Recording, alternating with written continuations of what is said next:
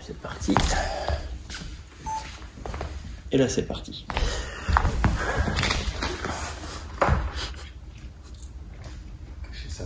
Bon, c'est pas grave. Bonjour, la compagnie L'Envolante. Merci d'avoir accepté cette rencontre avec le Langeac Express et la mairie de Langeac. Donc, j'ai laissé vous présenter individuellement et puis Marie nous parlera de la compagnie et ensuite on viendra à parler du spectacle proprement que vous êtes en train de créer ici, dans cette résidence à Langeac. Donc, on va commencer par vous, Marie, de vous présenter. Eh bien, je m'appelle Marie Aubert et je suis comédienne. Céleste, je suis musicien, comédien dans la pièce. Et voilà. Je suis Carole Beau, je suis enseignante, artiste enseignante, on dit comme ça, au Conservatoire du Puy-en-Velay et de temps en temps metteur en scène et directeur d'acteur. Voilà, donc là sur ce projet, metteur en scène, directeur d'acteur, un peu les deux. Les deux. Voilà. Eh ben, Mehdi, du coup musicien et comédien en apprentissage sous l'égide de Carole et au sein de la compagnie L'Envolante. Voilà. Merci de cette présentation. La compagnie, alors là je vais plutôt m'adresser à Marie. La compagnie L'Envolante, c'est combien de personnes environ, hein, parce que est-ce que c'est peut-être pas quantifiable en nombre de personnes, non, ça doit tourner. Effectivement, c'est difficile à quantifier.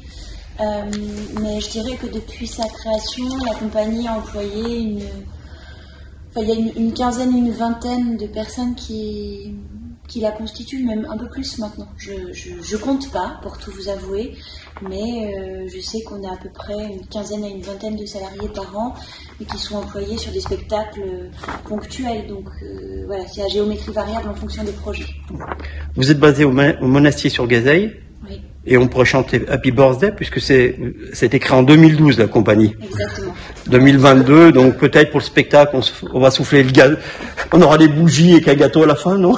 Bah écoutez, avec bonheur, oui. J'espère qu'on va souffler des bougies. On a eu 10 ans ce mois de février et on va fêter notre anniversaire en février 2023, juste avant le 12 février 2023, avant de tourner les 11 ans, puisqu'on va les célébrer entre le 6 et le 11 février 2023, avec des spectacles, avec tous les membres de la compagnie.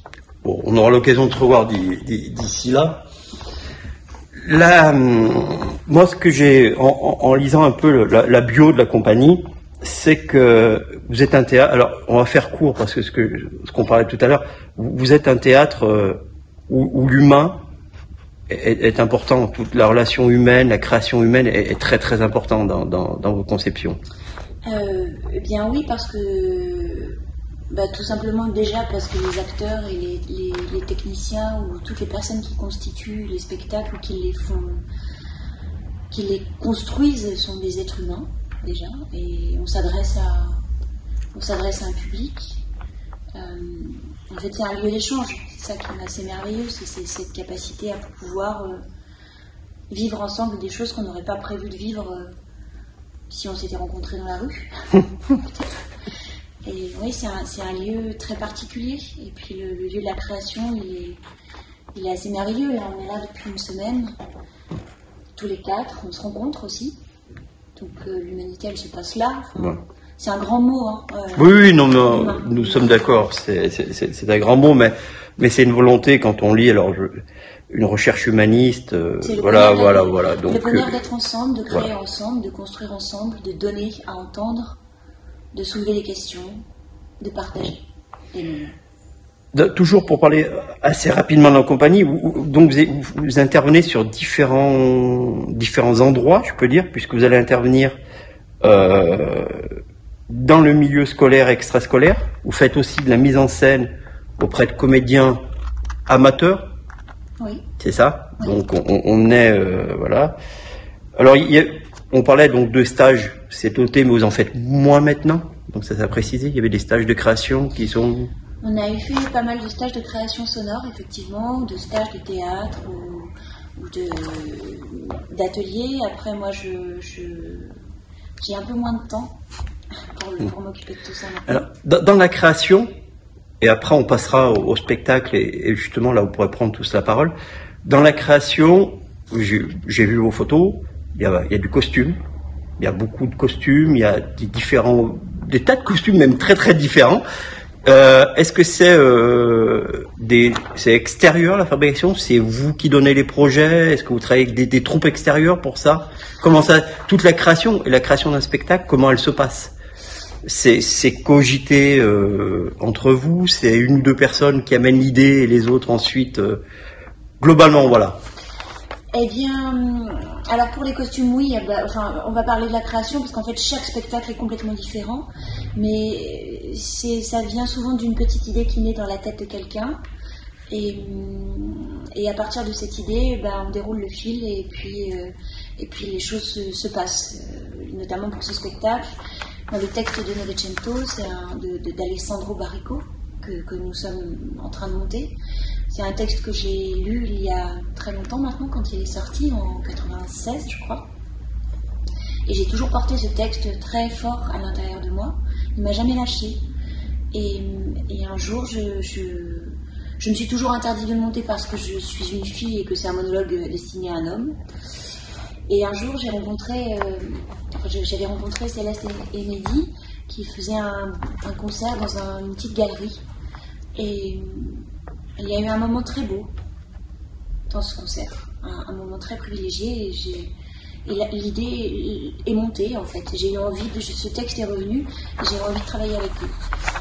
Et voilà, et puis ensuite Carole, et puis d'autres. Donc après, vous voyez les spectacles, et une fois c'est comme ça, une fois c'est quelqu'un qui va dire j'ai envie de monter un spectacle à partir de l'œuvre de Jérôme Bosch, et c'est pas toujours moi qui suis derrière les manettes. Vraiment un échange total. C'est un échange total. Et pour les costumes, soit on se les fabrique, soit on demande à des gens qui ont des compétences de nous accompagner. Sinon, on va à Emmaüs aussi, c'est pas mal. On va parler du spectacle maintenant. Vous êtes dans cette résidence à Langeac, vous êtes en train de créer. Donc là, tout le monde peut prendre la parole. Allez-y, apportez votre pierre à l'édifice, même les plus timides. Donc on a pu assister un petit peu à des créations musicales, et j'ai pu assister, qui étaient très très sympas. Voilà. C'est une résidence à Langeac, ça fait une semaine que vous êtes présent. Voilà.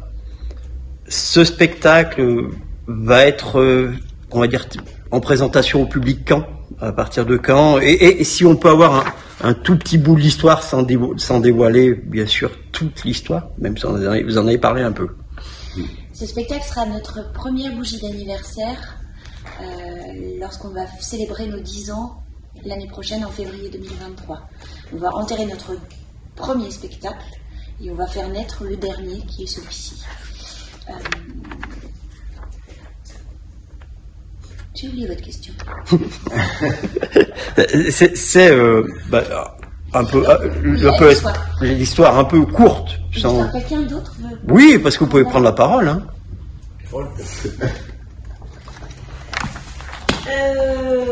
C'est toujours compliqué de résumer des histoires et... Alors, sans résumer, voilà, juste des brides.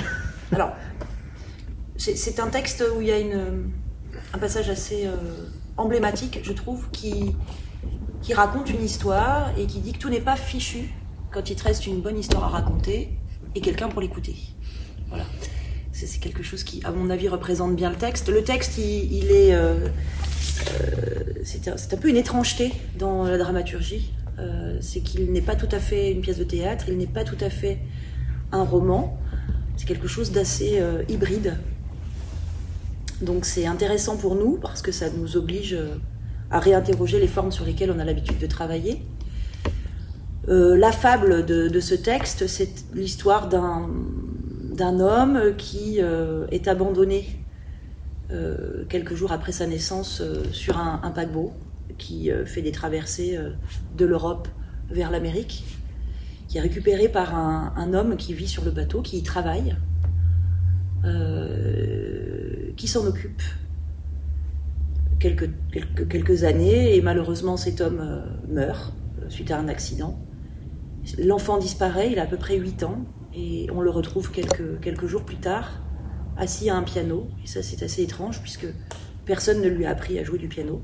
Et il est là, il joue, et il touche d'emblée, dans l'émotion, les passagers qui sont là et qui l'écoutent. Et donc, ça va être l'histoire de cet homme. Voilà. Mais c'est difficile d'en dire plus, parce que si... Je connais le livre, et c'est une très belle histoire. Oui, c'est une très belle histoire. Ouais. Et voilà, nous, dans le travail, tout à l'heure, je vous disais qu'on réinterrogeait aussi nos habitudes de travail, puisque ce texte est très hybride et que ça nous amène vers cette interrogation-là. On a choisi de dire ce texte dans une choralité. Alors, il y a une choralité puisqu'il y a 3 beaux acteurs. D'accord. Alors, moi, j'ai juste posé une question. Et une actrice. Parce que choralité est un terme forcément, on va dire, qui peut être technique. Ça vient du mot chœur. Voilà. Donc juste préciser, voilà, que tous ceux qui écoutent comprennent bien la choralité, ce que dans l'idée, ce que ça veut dire. Oui. C'est quelque chose qui se fait à plusieurs voix. Voilà. C'est un propos qui est tenu par plusieurs voix. C'est assez proche de ce qu'on peut trouver dans la musique quand on parle de chœur. Ouais, d'accord. Voilà. Et là, il y a une choralité puisqu'il y a 3 personnes qui sont amenées à dire le texte. Et puis, il y a aussi l'utilisation d'outils différents, de médias, pour raconter différents. Donc, il y a le piano, il y a la guitare avec Céleste et des machines. J'appelle ça des machines parce que j'ai pas le vocabulaire. Céleste saura peut-être nous en dire plus. Un ordinateur. Un ordinateur, voilà. C'est efficace, hein, ouais. comme description. C'est... En fait, nous, dans notre imaginaire, on s'est dit que c'était la salle des machines du bateau. Voilà. La lumière aussi est quelque chose qui va nous permettre de raconter l'histoire. De quoi je n'ai pas parlé, le son, les instruments, la lumière. Alors, j'ai pu apercevoir, vous avez des décors aussi. Vous aviez mis en place. Est-ce que les décors, on va les retrouver ou pas oui. dans la pièce finale, si je puis dire? Alors, on parlera peut-être plus de scénographie. C'est comment l'histoire s'inscrit dans un espace. La scénographie, c'est ça, et on utilise des éléments qui vont permettre de modifier les espaces en fonction qu'on les déplace ou pas. Et là, ce que vous voyez sur le plateau, c'est à peu près tout ce qu'on aura. En tout cas, c'est à partir de ces choses-là qu'on travaille. Et durant cette semaine, c'est toujours des semaines un peu périlleuses, les premières semaines, puisqu'il faut apprendre à se perdre, en fait, et passer par diverses expériences. Donc on soulève beaucoup plus de questions qu'on ne trouve de réponses. Le but de la il y a résidence. toujours ces moments où on a des intuitions, mais qu'on n'est absolument pas en mesure de formaliser ou de verbaliser clairement. Donc il faut accepter de piétiner, de pas savoir, de plus savoir, et c'est parfois très jubilatoire et d'autres fois beaucoup plus angoissant. Mais en tout cas, c'est des moments qui sont essentiels. Il faut accepter de se mettre en déséquilibre. Voilà. Donc là, on navigue à vue, si je puis dire. Est-ce que nos amis musiciens ont quelque chose à rajouter? Parce qu'on ne les a pas beaucoup entendus. La parité homme-femme, alors vous êtes à 50-50 pour le coup. On s'en fout un peu de ça, non? mais je dirais qu'on n'a pas entendu beaucoup... Non, d'autant qu'il n'y a pas la parité dans ce spectacle, puisqu'il y a 2 autres, d'accord, personnes dont on n'a pas parlé. C'est juste l'occasion de les citer. C'est Thibaut et Louis qui seront deux artistes de l'ombre, puisque ce sont des techniciens. Parce que s'il faut qu'on arrive à la parité, il faut qu'on en vire un pour le remplacer par une fille. Vous voyez, ça va être compliqué. Ça va être compliqué. Voilà. Non, ouais. Par rapport à la musique, par rapport à tout ça, j'ai vu que tout à l'heure vous étiez en création, vous étiez... Est-ce que c'est inspirant quand on arrive comme ça sur une résidence pour vous? C'est forcément inspirant. Après, c'est compliqué parce que on peut être inspiré et l'inspiration, ça peut être juste une envie. Mais raconter la chose en elle-même, on peut être confronté à ce truc de j'ai envie de dire un truc, mais je sais pas comment, je sais pas quoi. Mais par contre, c'est extrêmement inspirant, et puis c'est d'autant plus facile que cette histoire me parle, ou nous parle en tout cas. Et voilà. Après, je peux pas vous dire mieux. Ouais, non, mais c'est très bien d'entendre un peu. Donc on va vous retrouver l'année prochaine pour ce spectacle. On espère. Donc on va suivre un peu, on aura l'occasion de se recroiser. Moi je vais vous remercier et vous laisser finir de travailler. J'espère que vous avez été ravis de la résidence à Langeac. On va remercier. Alors moi je remercie encore Stéphane Aldon qui à chaque fois nous permet de mettre en relation à chaque fois avec une troupe ou un artiste qui vient. Nous aussi, on le remercie. Voilà, ça permet aussi de montrer ce qui se passe, vraiment c'est important. Je vais vous laisser, Marie, le mot de la fin. Voilà. Tu n'es pas vraiment fichu tant qu'il te reste une bonne histoire et quelqu'un à qui la raconter. Merci à vous tous. Merci. Merci à vous. Merci.